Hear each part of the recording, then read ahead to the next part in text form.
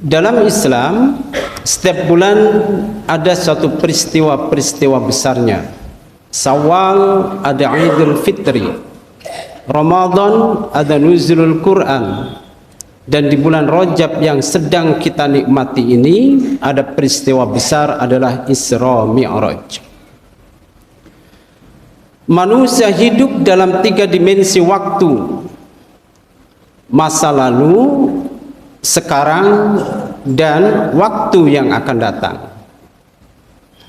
Masa lalu adalah suatu kenangan, masa sekarang adalah the real of time atau kenyataan, dan waktu yang akan datang adalah harapan, impian, cita-cita, atau bisa jadi hanya sebuah khayalan.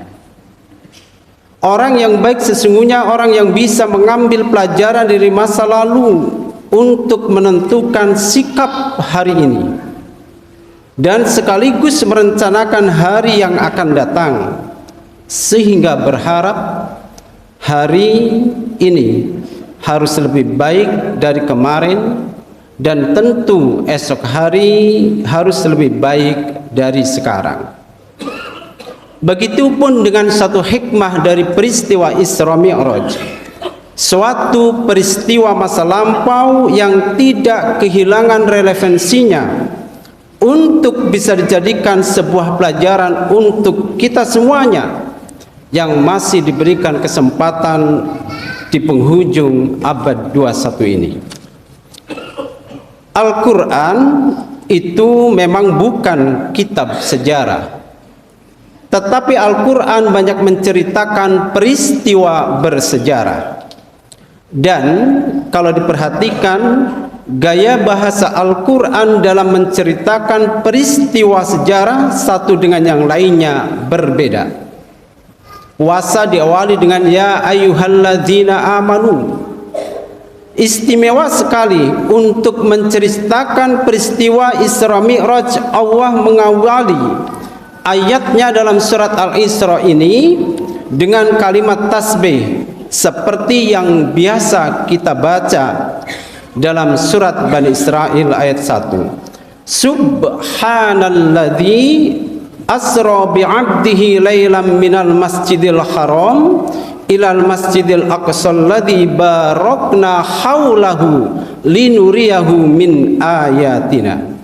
Maha suci Allah yang telah menjalankan pada suatu malam dari Masjidil Haram ke Masjidil Aqsa.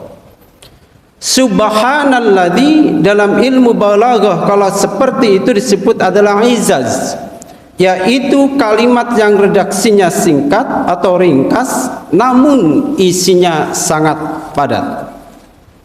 Di situ ada kalimat tersirat yaitu lafdzul jalalah, sehingga asli kalimatnya subhanalladzi maha suci Allah, dan disebut kalimat tasbih.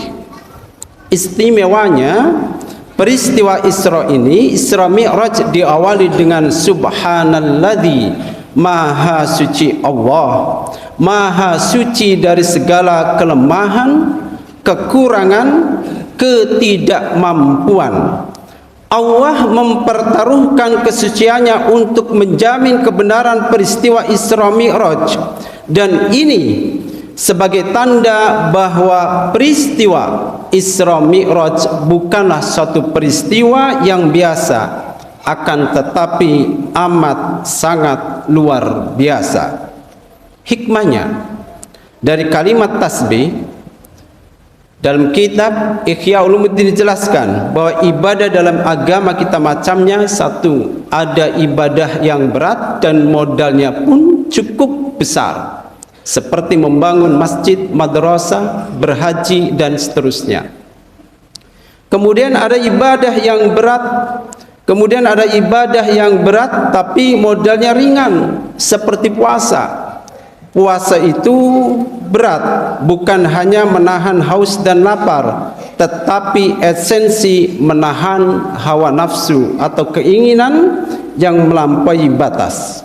Kemudian yang ketiga, ibadah ringan, modalnya pun cukup ringan, yakni seperti kalimat thayyibah, Maka dalam surat Al-Isra untuk memastikan dan mempertaruhkan peristiwa itu, Allah bersumpah dengan kalimat tasbih, subhanalladzi, maha suci Allah.